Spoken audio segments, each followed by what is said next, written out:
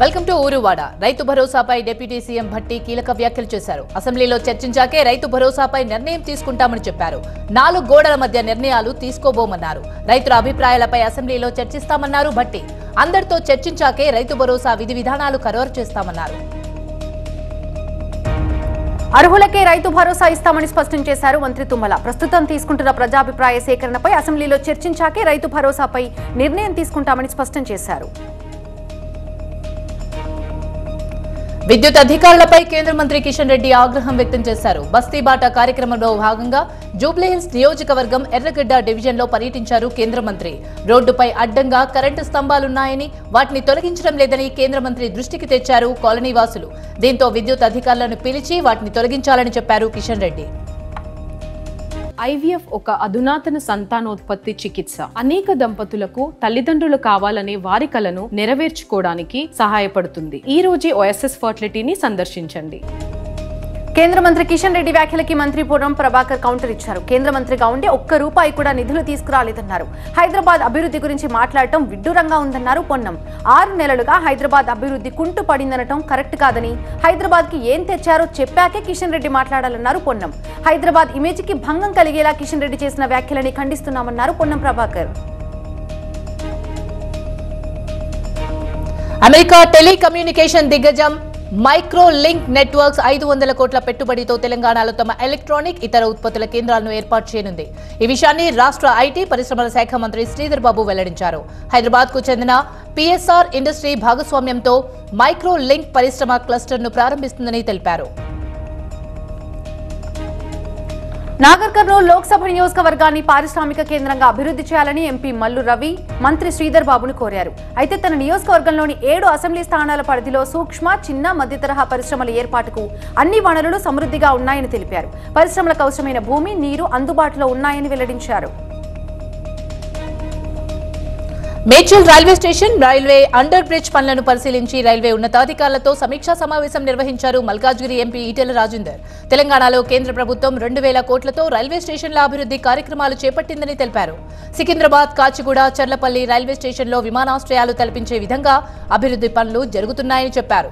Medchal railway స్టేషన్లో 32 కోట్ల రూపాయలతో అభివృద్ధి పనులు జరుగుతున్నాయని తెలిపారు. పీసీసీ పదవి లంబాడాలకు ఇవ్వాలని ఎంపీ బలరాం నాయక్ డిమాండ్ చేశారు. స్వాతంత్రం వచ్చినప్పటి నుండి పీసీసీ పదవి తమకు ఇవ్వలేదన్నారు. బీసీ, ఎస్సీలు కూడా అడుగుతున్నారని, అయితే వేరే వాళ్ళకి ఇవ్వొద్దని తాను చెప్పటం లేదన్నారు. కానీ ఈసారి మాకు పీసీసీ ఇవ్వాలని కోరుతున్నామన్నారు బలరాం నాయక్. ఏపీలో ప్రభుత్వ ఆఫీసుల్లో ఫర్నిచర్ కొనుగోలుపై నిషేధం విధిస్తూ కీలక నిర్ణయం తీసుకుంది సర్కార్. టీడీపీ అధికారంలోకి వచ్చాక చాలా మంది అధికారులు తమ ఆఫీసుల్లో ఫర్నిచర్ కొనుగోలుకు దరఖాస్తు పెట్టుకున్నారు. అయితే అసలే ఆర్థిక పరిస్థితి అంతంత మాత్రంగా ఉందని, ఈ క్రమంలో ఖర్చు దండగా అని భావించిన ప్రభుత్వ ఆఫీసుల్లో ఫర్నిచర్ కొనుగోలును నిషేధించింది. 2026 మే 31 వరకు ఈ నిషేధం కొనసాగుతుందని అన్ని శాఖల అధికారులకు ఆర్థిక శాఖ ఆదేశాలు జారీ చేసింది. సత్యసాయి జిల్లా పుట్టపర్తిలో జిల్లా స్థాయి సమీక్ష సమావేశం జరిగింది. మంత్రులు సత్యకుమార్ యాదవ్, సవిత, ఎమ్మెల్యేలు పల్లె సింధూర, ఎంఎస్ రాజు, జిల్లా కలెక్టర్ చేతన్, ఎస్పీ మాధవరెడ్డి ఈ మీటింగ్ కి హాజరయ్యారు. సంక్షేమానికే పరిమితం కాకుండా జిల్లా అభివృద్ధిపై అధికారులు దృష్టి సారించాలని సూచించారు మంత్రి సత్యకుమార్ యాదవ్. అధికారులు అలసత్వం వీడాలని తెలిపారు. భోగాపురం వరకు బీచ్ రోడ్ నిర్మించాలన్నారు చంద్రబాబు. పారిశ్రామికంగా ఎదిగేందుకు భోగాపురం ప్రాంతానికి మంచి అవకాశాలున్నాయని అన్నారు. గత ప్రభుత్వ వైఖరి కారణంగా అన్ని మొదటి నుంచి చేయాల్సి వస్తుందని చెప్పారు. తాను సీఎంగా ఉన్నప్పుడే అన్ని అనుమతులు వచ్చాయన్నారు. ఉత్తరాంధ్ర అభివృద్ధికి భోగాపురం ఎయిర్పోర్ట్ కీలకమన్నారు చంద్రబాబు. ఉత్తరాంధ్ర ప్రజలు ఎన్డీఏ కూటమిని భారీ మెజారిటీతో గెలిపించారన్నారు సీఎం చంద్రబాబు. రాజకీయాల్లో విర్రవీగిన వారికి ప్రజలు తగిన శిక్ష వేశారని, రాష్ట్రం నిలదొక్కుకోవడానికి మా బాధ్యత మేము నిర్వహిస్తున్నామని తెలిపారు. ప్రజలు కూడా అభివృద్ధికి సహకరించాలని కోరారు. మరోవైపు ఉత్తరాంధ్ర సుజల స్రవంతి పనులు 5 ఏళ్ల క్రితం ఎలా ఉన్నాయో ఇప్పుడు కూడా అలాగే ఉన్నాయన్నారు చంద్రబాబు. గత ప్రభుత్వ నిర్లక్ష్యంతో పనులు జరగలేదని ఆరోపించారు బాబు.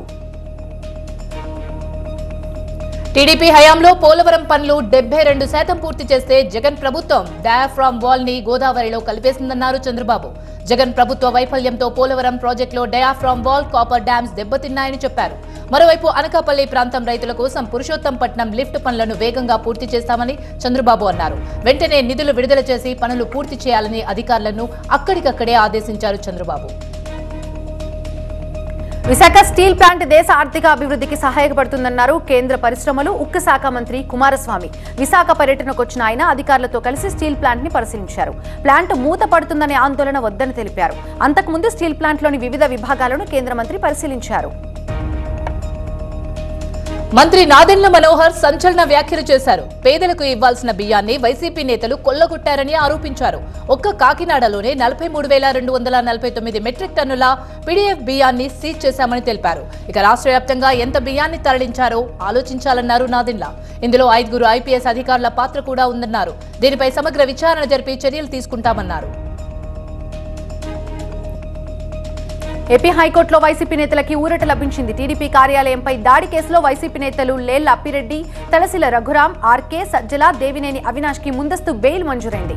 చంద్రబాబు నివాసంపై దాడి కేసులో జోగి రమేష్ కి ముందస్తు బెయిల్ మంజూరు చేసింది హైకోర్టు. తదుపరి విచారణ ఈ నెల 16వ తేదీకి వాయిదా వేసింది హైకోర్టు. కీలక పత్రాల దగ్ధం కేసులో పీసీబీ ఆఫీసులో రెండో రోజు పోలీసుల విచారణ కొనసాగుతుంది. ఓఎస్డీ రామారావు దహనం చేసిన ఫైల్స్ వివరాలపై ఓఎస్డీ రామారావును విచారించారు పోలీసులు. ఫైల్స్ తరలింపు వ్యవహారంలో ఎవరి పాత్ర ఉంది అనే విషయంపై దర్యాప్తు చేస్తున్నారు. సీసీటీవీ ఫుటేజ్ ఆధారంగా కొనసాగుతుంది విచారణ. వైసీపీ పాలనలో టీడీపీ కార్యకర్తలపై దాడులు జరిగాయని, తాము అలా చేయటం లేదన్నారు మంత్రి సవిత. పెనుగొండ ఎంపీడీఓ కార్యాలయం వద్ద సబ్సిడీపై బియ్యం, కందిపప్పు ఇచ్చే దుకాణాన్ని ప్రారంభించారు మంత్రి. కళ్యాణదుర్గంలో మాజీ మంత్రి ఉషశ్రీచరణ్ అనేక అక్రమాలు చేశారన్నారు. వైసీపీని ప్రజలు నమ్మే పరిస్థితి లేదన్నారు మంత్రి సవిత. రాజమండ్రి రైతు బజార్లో సబ్సిడీకి బియ్యం, కందిపప్పు పంపిణీ చేశారు మంత్రి కందుల దుర్గేష్. ఎంపీ పురంధేశ్వరి అయితే పేదలకు చెందాల్సిన బియ్యాన్ని కొంతమంది దారి మళ్లిస్తున్నారన్నారు పురంధేశ్వరి. కాయగూరల ధరలతో కూడా తగ్గించే ప్రయత్నం చేపడుతున్నామన్నారు కందుల దుర్గేష్. సత్యసాయి జిల్లా పుట్టపర్తిలో జిల్లా స్థాయి సమావేశం వాడివేడిగా జరిగింది. ప్రజల దాహార్తిని తీర్చే తాగునీటిని పంట పొలాలకు మళ్లించడంపై మడకసిరి ఎమ్మెల్యే ఎంఎస్ రాజు తీవ్ర ఆగ్రహం వ్యక్తం చేశారు. మడకసిరి నియోజకవర్గంలో దాహార్తితో ప్రజలు అల్లాడిపోతుంటే పుట్టపర్తి మాజీ ఎమ్మెల్యే శ్రీధర్ రెడ్డి పంట పొలాలకు నీరు ఎలా మళ్లించారని నీటిపారుదల శాఖ అధికారిపై ఆగ్రహం వ్యక్తం చేశారు. మాజీ మంత్రి మోత్కుపల్లి నరసింహులు కీలక వ్యాఖ్యలు చేశారు. తెలంగాణలో ఉచిత బస్సు తప్ప పథకాలేవీ అమలు కాలేదన్నారు. నిరుద్యోగ యువతను ఆదుకోవాల్సింది పోయి ముళ్లకంచెలో వేసి కొడుతున్నారని మండిపడ్డారు. బాధితులకు కాంగ్రెస్ ఒక్క ఎంపీ సీటు కూడా ఇవ్వలేదని ఆగ్రహం వ్యక్తం చేశారు. టీజీఐఐసీ చైర్మన్ గా నిర్మల జగ్గారెడ్డి బాధ్యతలు స్వీకరించారు. సీఎం రేవంత్ రెడ్డికి ధన్యవాదాలు తెలిపారు నిర్మల. ఇండస్ట్రియల్ కారిడార్ల ఇన్ఫ్రాస్ట్రక్చర్ పై దృష్టి పెడతానని తెలిపారు. టీజీఐఐసీ అభివృద్ధికి కృషి చేస్తానన్నారు నిర్మల జగ్గారెడ్డి. మంగళగిరిలో ఇస్కాన్ సంస్థ ఆధ్వర్యంలో నిర్వహించిన జగన్నాథ రథయాత్ర కార్యక్రమంలో పాల్గొన్నారు మంత్రి నారా లోకేష్. సమాజంలో మంచి జరగడానికి దేవుడి ఆశీస్సులు ఎంతో అవసరమని అన్నారు. రాష్ట్రం అభివృద్ధి చెందాలంటే ప్రజల ఆశీస్సులు, దేవుడి దయ ఉండాలన్నారు లోకేష్.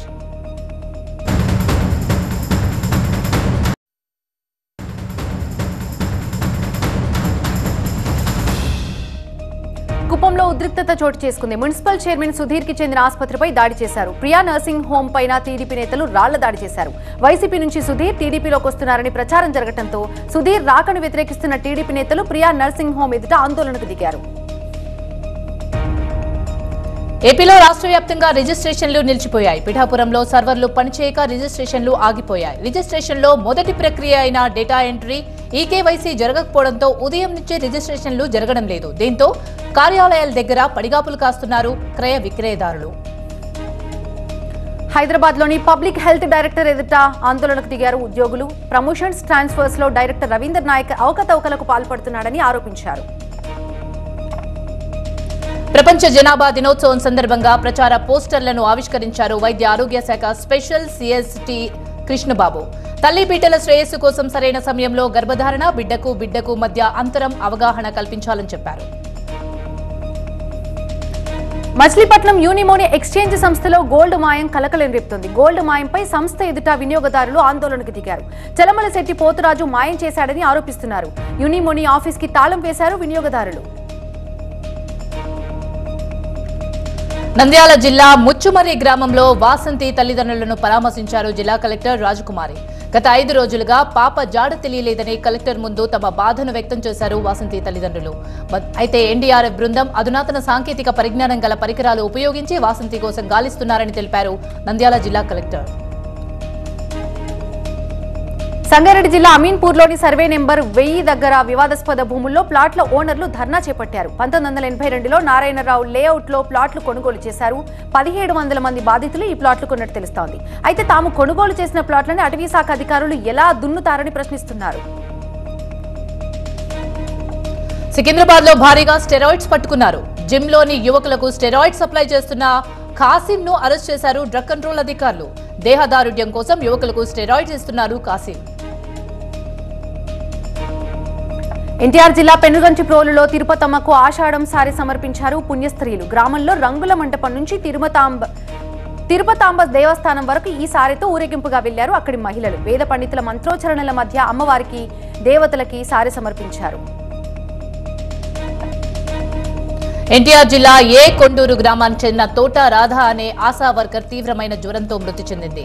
గత 4 రోజుల నుంచి తీవ్రమైన జ్వరంతో బాధపడుతోంది. అయితే సెలవు కోసం పై అధికారులకు విజ్ఞప్తి చేసినా సెలవు ఇవ్వకుండా డ్యూటీ చేయాలని అధికారులు చెప్పారని కుటుంబ సభ్యులు చెబుతున్నారు. జ్వరంతో అలాగే డ్యూటీ చేయడం వల్ల జ్వరం తీవ్రత ఎక్కువ కావడంతో రాధ మృతి చెందిందని చెబుతున్నారు బంధువులు. అక్రమంగా తరలిస్తున్న గంజాయి లారీని పట్టుకున్నారు పోలీసులు. కాకినాడ నుంచి రాజస్థాన్ కి తరలిస్తున్న లారీలో గంజాయి ప్యాకెట్స్, మొబైల్స్ ని స్వాధీనం చేసుకున్నారు. 4గురిని అరెస్ట్ చేశారు. దివాన్ చెరువు దగ్గర 153 కేజీలు, కాకినాడ తిమ్మాపురం దగ్గర 200 కేజీల గంజాయిని పట్టుకున్నారు. వీటి విలువ సుమారు 20 లక్షల వరకు ఉంటుందని అంచనా వేస్తున్నారు పోలీసులు.